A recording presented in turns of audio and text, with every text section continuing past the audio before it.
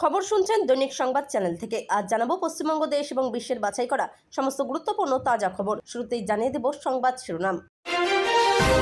পশ্চিমবঙ্গে কটা আসনে জিতছে বিজেপি, সবঙ্গে দাঁড়িয়ে ভবিষ্যৎবাণী করে দিলেন শুভেন্দু। বললেন,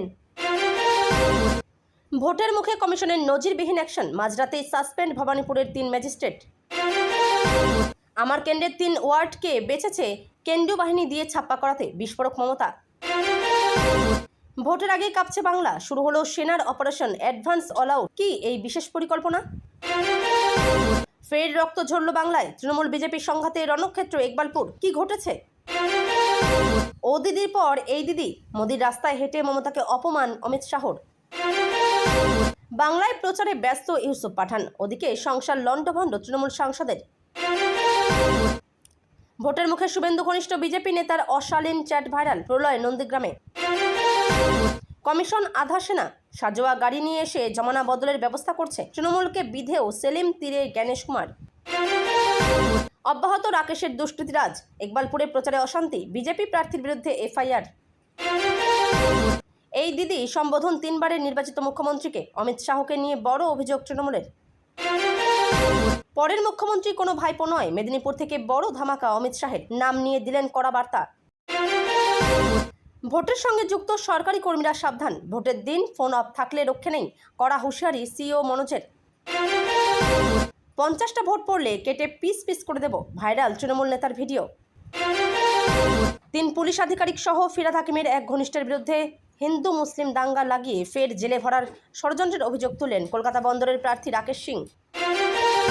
গ্রেপ্তার হতে পারেন শয়ে শয়ে শাসক নেতা, বিরাট আশঙ্কার বড় পদক্ষেপ তৃণমূলের। আগেরবার লোডশেডিং করে নন্দীগ্রামে ভোট লুট করেছে গদ্দার, হলদিয়ায় মমতার নিশানায় শুভেন্দু। নিজের জমিতেই আক্রান্ত সেদিনের তাজা নেতা, পুলিশের সামনেই গাড়ি ভাঙচুর, মারও খেলেন আরাবুল। 200 হেলিকপ্টার আর 2 লাখ বহিরাগত, বাংলা দখলে বিজেপির ছক ফাঁস করলেন মমতা।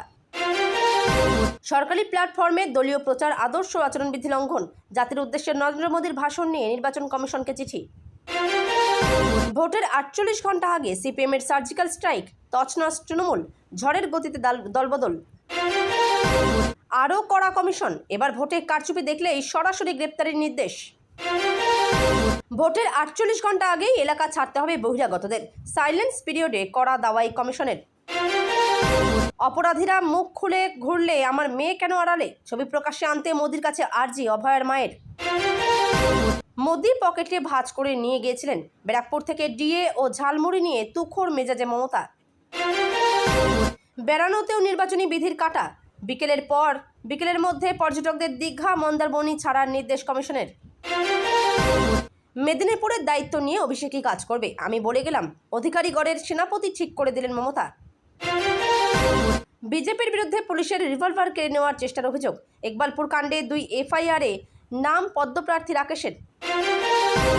আমাদের ভোট দেবেন না, তৃণমূলকে দিন, ভিডিও বিতর্কে হুমায়ুনের দল ছাড়লেন আরও 4 প্রার্থী। তৃণমূলের গুন্ডাদের 4ই মের পর পুরোপুরি সাফাই হবে, পালানোর জন্য একটাই জায়গা থাকবে, বাংলাদেশ, বললেন হিমন্ত। মাতৃশক্তি কার্ডের নামে বিভ্রান্তি ছড়াচ্ছে বিজেপি, বাংলার মহিলাদের সতর্ক করলেন কুণাল।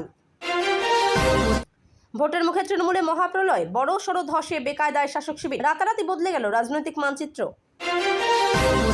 আর চলবে না 4 বিয়ে, মেদিনীপুরের সভা থেকে সরাসরি হুঁশিয়ারি অমিত শাহের, পাল্টা তোপ মমতার।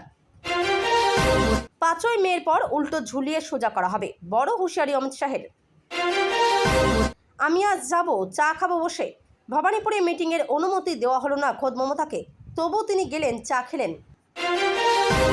লক্ষ্মীর ভাণ্ডার ও যুব সাথী নিয়ে মেগা ঘোষণা, ঝাড়গ্রামের সভা থেকে সরাসরি মোদিকে চ্যালেঞ্জ অভিষেকের। ভোট দিলেই পা ভেঙে দেওয়ার হুমকি, ভাইরাল লাভপুরের তৃণমূল নেতা ডালিম শেখের ভিডিও। হলদিয়া থেকে টাকা কোথায় যায় আমি জানি, সভা থেকে গদ্দার শুভেন্দুকে আক্রমণ মমতার। শেষ দিনে প্রচারে বিজেপির বাইক র্যালিতে হামলা, আক্রান্ত প্রার্থী, উত্তেজনা দাঁতনে। পরিযায়ী শ্রমিকদের ওপর নির্মম লাঠিচার্জ, বিতর্কে মোদির রাজ্য গুজরাটের পুলিশ। রাজ্য সরকারি কর্মচারীদের জন্য বাম্পার ধামাকা, ভোটের আগেই অ্যাকাউন্টে ঢুকবে বাড়তি টাকা, বড় ঘোষণা মমতার। ক্ষমতায় এলেই বাংলায় ইউসিসি, অবৈধ খনি মাফিয়াদের হাড়হিম করা হুঁশিয়ারি দিলেন অমিত শাহ। খোদ ভবানীপুরেই প্রচারে বাধা, 3 ওয়ার্ডে ছাপ্পার আশঙ্কা করছেন মমতা। আদর্শ আচরণবিধি লঙ্ঘনের অভিযোগে প্রধানমন্ত্রীর বিরুদ্ধে কমিশনে 700 নাগরিকের চিঠি। দ্বিতীয় দফার 141 প্রার্থীর মধ্যে 102 জনের বিরুদ্ধে রয়েছে ফৌজদারি মামলা। 63টি কেন্দ্রে রেড অ্যালার্ট। বন্ধ লাইব্রেরি, স্কুল, রাস্তায় খানাখন্দ। যদিও অনুব্রত মণ্ডল বলছেন উন্নয়ন এখনও রাস্তায় দাঁড়িয়ে আছে। ভোটের দুদিন আগে শুভেন্দুর কেন্দ্রের পুলিশ পর্যবেক্ষককে সরিয়ে দিল কমিশন। নন্দীগ্রামে পাঠানো হচ্ছে অখিলেশ সিংহকে। মৃত দলীয় কর্মীর স্ত্রীর খোঁজ নেয়নি কেউ, শুনেই মেজাজ হারালেন দেবাংশু। Video viral. এটা দেখেই ভোট দেবেন? কোন জিনিস দেখে ব্যারাকপুরের মানুষকে তৃণমূলে ভোট দিতে বললেন মমতা? শুভেন্দুকে হারাতে ভোট কিনতে টাকা বিলি, হাতে নাতে ধরা তৃণমূল নেতার জামাই। বিজেপি ক্ষমতায় এলে আর লাগবে না বাসের টিকিট, মহিলাদের জন্য বড় উপহার দিলেন অমিত শাহ। একই নাম একই আসন, দুজনেই কোটিপতি। রেজিনগরে 2 হুমায়ুনের ভোটের লড়াই। এতক্ষণ শুনছিলেন সংবাদ শিরোনাম, এখন আসছে বিস্তারিত খবরে। তার আগে ছোট্ট একটা অনুরোধ, চ্যানেলে নতুন হয়ে থাকলে চ্যানেলটি সাবস্ক্রাইব করবেন।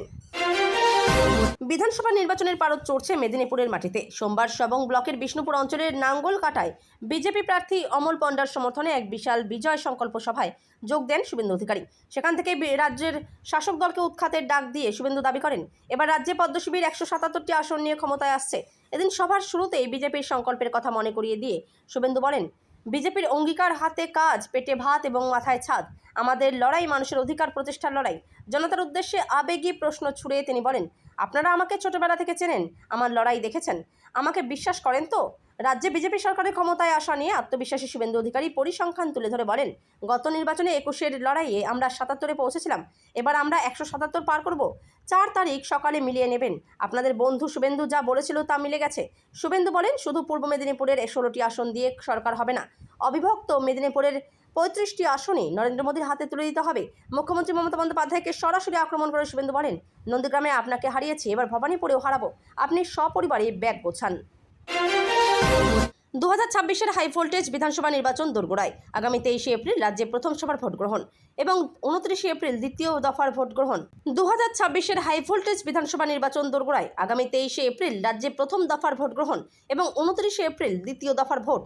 এই চরম উত্তেজনার আবহে খোদ ভবানীপুর বিধানসভা কেন্দ্রে 3 ম্যাজিস্ট্রেটকে সাসপেন্ড করে বড়সড় বার্তা দিল ভারতের নির্বাচন কমিশন। কর্তব্যের চরম গাফিলতির অভিযোগে দায়িত্ব থেকে সরিয়ে দেওয়া হয়েছে ফ্লাইং স্কোয়াডের 3 শীর্ষ আধিকারিককে। কমিশন সূত্রে জানা গেছে, সাসপেন্ড হওয়া 3 ম্যাজিস্ট্রেট হলেন সুরঞ্জন দাস, সত্যরঞ্জন পাল, সৌভিক নন্দী। তারা প্রত্যেকেই ভবানীপুর কেন্দ্রের ফ্লাইং স্কোয়াডের ম্যাজিস্ট্রেট হিসেবে অত্যন্ত গুরুত্বপূর্ণ নজরদারির দায়িত্বে ছিলেন। নির্বাচনী নির্ঘণ্ট অনুযায়ী বর্তমানে রাজ্যে করা আদর্শ আচরণবিধি চালু রয়েছে। এলাকায় শান্তি শৃঙ্খলা বজায় রাখা এবং বেআইনি টাকার লেনদেন রুখতে এই 3 ম্যাজিস্ট্রেটের ওপর গুরুদায়িত্ব ন্যস্ত ছিল। গত 17 এপ্রিল রাত 9টা থেকে 18 এপ্রিল সকাল 7টা পর্যন্ত তাদের দায়িত্ব পালনের কথা ছিল। রাত 11টা নাগাদ নির্বাচনী আয় ব্যয় পর্যবেক্ষক হঠাৎই এলাকায় সারপ্রাইজ ভিজিট বা আকস্মিক পরিদর্শনে বেরোন। কমিশনের বিরুদ্ধে একাধিকবার পক্ষপাতিত্বের অভিযোগ তুলেছেন তৃণমূল সুপ্রিমো মমতা বন্দ্যোপাধ্যায়। মঙ্গলবার জগদ্দলের সভা থেকে বিস্ফোরক দাবি করলেন তিনি। বললেন, আমার কেন্দ্রের 3টে ওয়ার্ড বেছে নিয়েছে সেন্ট্রাল ফোর্সকে দিয়ে ছাপ্পা করাবে, তবে এভাবে তাকে বিপাকে ফেলা যাবে না, তাও বুঝিয়ে দিলেন মমতা। বললেন, যেখানে তুমি গন্ডগোল করবে আমি গিয়ে হাজির হব, তুমি আটকাও আমাকে। প্রতিদিন একের পর এক জনসভা, 26শে নির্বাচনকে পাখির চোখ করে রাজ্য জুড়ে ঝোড়ো প্রচার করছেন তৃণমূল সুপ্রিমো মমতা বন্দ্যোপাধ্যায়। মঙ্গলবার জগদ্দলের সোমনাথ শ্যামের সমর্থনে নির্বাচনী সভা করেন তিনি। সেখান থেকেই বিস্ফোরক অভিযোগ করেন মমতা। বলেন, আমার কেন্দ্রের 3টে ওয়ার্ড বেছে নিয়েছে সেন্ট্রাল ফোর্সকে দিয়ে ছাপ্পা করাবে, তার মধ্যে 77, 63 নম্বর ওয়ার্ড আছে। সেন্ট্রাল ফোর্সকে দিয়ে ছাপ্পা করাবে, এমন ধাপ্পা দেবো না, বুঝবে ঠেলা। ধোকার ডালনা খাওয়াবো, বিচুটি পাতার ঝোল খাওয়াবো। তুমি আমাকে চেনো না, যেখানে তুমি গন্ডগোল করবে আমি গিয়ে হাজির হব, তুমি আটকাও আমাকে। আমাকে তুমি ব্যান করবে, আমাকে ব্যান করলে সারা ভারত সারা পৃথিবী দেখাবে। ভোট যত এগিয়ে আসছে দেখা যাচ্ছে পুরোপুরি অ্যাকশন মোডে পুলিশ, ইডি, সিবিআই। কয়েকদিনের ব্যবধানে একাধিক গ্রেপ্তারির ঘটনা প্রকাশ্যে এসেছে।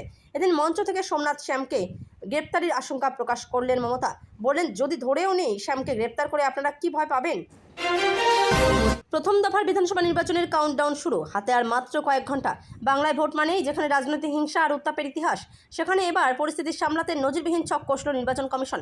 শুরু হলো কেন্দ্রীয় বাহিনীর বিশেষ operation advance all out phase 1। রাজ্যে রেকর্ড সংখ্যক কেন্দ্রীয় বাহিনী মোতায়েন করে এবার অশান্তি রুখতে বদ্ধপরিকর কমিশন। কি এই অপারেশন অ্যাডভান্স অল আউট? এই অভিযানের মূল লক্ষ্য হলো সাধারণ মানুষের বুক থেকে ভয়ের পাহাড় সরানো এবং নির্বাচনের দিন বুথমুখী করা। সিআরপিএফের নেতৃত্বে বাহিনীর জওয়ানরা এবার 3টি স্তরে কাজ করছেন। গ্রামীণ স্তরে আস্থা বৃদ্ধি, জওয়ানরা এখন আর শুধু রাস্তায় টহল দিচ্ছেন না, তারা সরাসরি গ্রামে ঢুকে সাধারণ মানুষের বাড়িতে পৌঁছে যাচ্ছেন। গ্রামবাসীদের সঙ্গে কথা বলে তাদের নিরাপত্তার পূর্ণ আশ্বাস দেওয়া হচ্ছে। নির্ভয়ে ভোটাধিকার প্রয়োগ। ভোটের আগে রাজনৈতিক চাপ বা হুমকি রুখতে সংবেদনশীল বুথগুলিতে বিশেষ নজরদারি চালানো হচ্ছে। কেন্দ্রীয় বাহিনীর স্পষ্ট বার্তা, আপনারা নির্ভয়ে ভোট দিন, নিরাপত্তার দায়িত্ব আমাদের। দমন পীড়নের বিরুদ্ধে কড়া অ্যাকশন। ভোটারদের প্রভাবিত করার চেষ্টা করলে বা ভয় দেখালে কোনো আপোষ নয়। ইতিমধ্যেই বহু জায়গায় সন্দেহভাজনদের বিরুদ্ধে অভিযান শুরু করেছে বাহিনী। ভোটের আগে ফের তুলকালাম কাণ্ড বাংলায়। ইকবালপুরে তৃণমূল বনাম বিজেপি সংঘাতে ভয়ঙ্কর পরিস্থিতি ইকবালপুরে। অভিযোগ, তৃণমূলের লোকেরা হোসেন শাহ রোডে বিজেপির মঞ্চে হঠাৎ হামলা চালায়। তারপরই রণক্ষেত্র চেহারা নেয় সেখানকার পরিস্থিতি। হামলার অভিযোগে সাধারণ থানার সামনে বিজেপি বিক্ষোভ শুরু করে। লাঠিচার্জ করে সরিয়ে দেয় পুলিশ। কয়েকজন বিজেপি কর্মী আহত হয়েছেন। ধাওয়া করে তৃণমূল কর্মীদেরও থানার সামনে থেকে সরিয়ে দেয় পুলিশ। তৃণমূল বিজেপির সংঘাতে রণক্ষেত্র ইকবালপুর। তৃণমূলের বিরুদ্ধে হামলার অভিযোগ তুলে বিজেপির কর্মীরা থানায় ঘেরাও করে। কলকাতা বন্দরের বিজেপি প্রার্থী রাকেশ সিংয়ের নেতৃত্বে এই ঘেরাও হয়। পাল্টা ইকবালপুর থানায় তৃণমূলের নেতাকর্মীরাও ঘেরাও করে। তৃণমূলের অভিযোগ, মঞ্চ থেকে প্ররোচনামূলক বক্তব্য দেয় বিজেপি, তারই প্রতিবাদ করে তারা। বিজেপির উস্কানিমূলক বক্তব্যের প্রতিবাদে সরব সাধারণ মানুষও। কেন এমন পরিস্থিতি তৈরি হলো? ঘটনার সূত্রপাত সোমবার সন্ধ্যাবেলা থেকে। হোসেন শাহ রোডে বিজেপির একটি পথসভা ছিল। খুব ছোট একটি পথসভার আয়োজন করেছিল বিজেপি।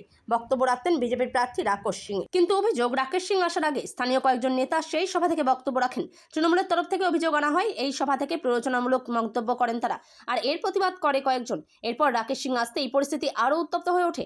তারপর পরিস্থিতি ভয়ঙ্কর হয়ে ওঠে। 2021 সালে পশ্চিমবঙ্গের বিধানসভা নির্বাচনের প্রাক্কালে বাংলায় এসে একাধিক নির্বাচনী সভা থেকে মুখ্যমন্ত্রী মমতা বন্দ্যোপাধ্যায়কে দিদি ও দিদি বলে ব্যঙ্গ করেছিলেন প্রধানমন্ত্রী নরেন্দ্র মোদী। এই নিয়ে সেই সময় বিতর্ক, ব্যাপক আলোচনা হয়। এবার আরও এক ধাপ এগিয়ে স্বরাষ্ট্রমন্ত্রী অমিত শাহ মমতাকে এই দিদি বলে ডাকলেন। এই ডাক অবমাননাকর বলে দাবি করেছে তৃণমূল। তাদের আরও দাবি, মুখ ফসকে নয়, ইচ্ছাকৃতভাবে মুখ্যমন্ত্রীকে অপমান করেছেন অমিত শাহ। দিদি ও দিদির পর এবার এই দিদি মোদির পর মুখ্যমন্ত্রী মমতা বন্দ্যোপাধ্যায়কে ব্যক্তিগত আক্রমণ করার অভিযোগ উঠল অমিত শাহের বিরুদ্ধে। সোশ্যাল মিডিয়ায় অমিতের একটি ভিডিও প্রকাশ করেছে তৃণমূল। সেখানে আঙুল উঁচিয়েও এই দিদি বলতে শোনা যাচ্ছে অমিত শাহকে। এভাবে আক্রমণাত্মক ভঙ্গিতে কটূক্তি করে একজন মহিলা মুখ্যমন্ত্রীকে তিনি অপমান করেছেন বলে দাবি করে তৃণমূল। একে পরিকল্পিত অবমাননার রাজনীতি বলে তোপ দেখেছে রাজ্যের শাসক দল। তারা জানিয়েছে এটা রাজনীতি নয়, রাস্তাঘাটের অসুস্থ মানসিকতাকে মঞ্চে তুলে আনা হয়েছে। একজন মহিলা মুখ্যমন্ত্রীকে এই দিদি বলে ডেকে অমিত শাহ শুধু ব্যক্তিগত আক্রমণ করেননি, বাংলার প্রতিটি মেয়ের সম্মানকে টার্গেট করেছেন। বিজেপি আজ স্পষ্ট করে দিচ্ছে, তাদের কাছে নারীর সম্মান শুধু ভাষণের কথা, বাস্তবে তারা অপমানকেই হাতিয়ার করে। মুম্বাইয়ের রাস্তায় গায়ে জলের ছিটে লাগা নিয়ে তুমুল বিবাদ। এক গাড়ি চালকের উপরে হামলার অভিযোগে তৃণমূল সাংসদ তথা প্রাক্তন ক্রিকেটার ইউসুফ পাঠানের শ্বশুর ও শ্যালককে সহ 3 জনকে গ্রেপ্তার করল মুম্বাই পুলিশ। বাইকুল্লা থানার সূত্রে খবর, শনিবার রাতে রাত 9টা নাগাদ ওই ঘটনা ঘটে। পুলিশি হেফাজতে এখন পাঠানের শ্বশুর খালিদ খান ও শ্যালক উমর সাদ খান। শনিবার রাতে গাড়ি চালিয়ে যাচ্ছিলেন ইউসুফ খান নামে এক ব্যক্তি।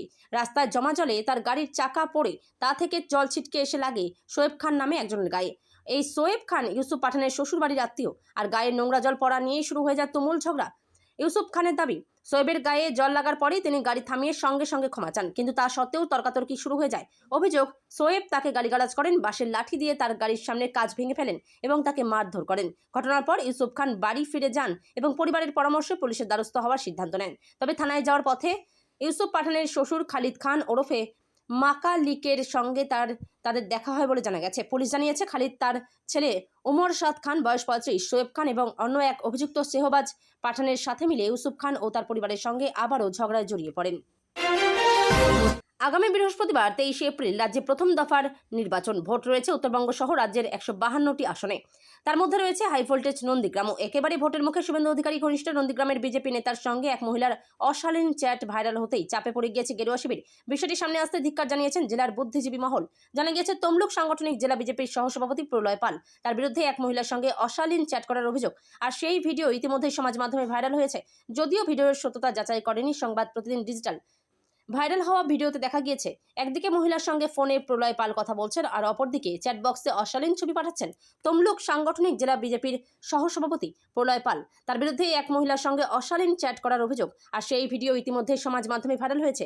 যদিও ভিডিও সত্যতা যাচাই করেনি আমাদের দৈনিক সংবাদ চ্যানেল।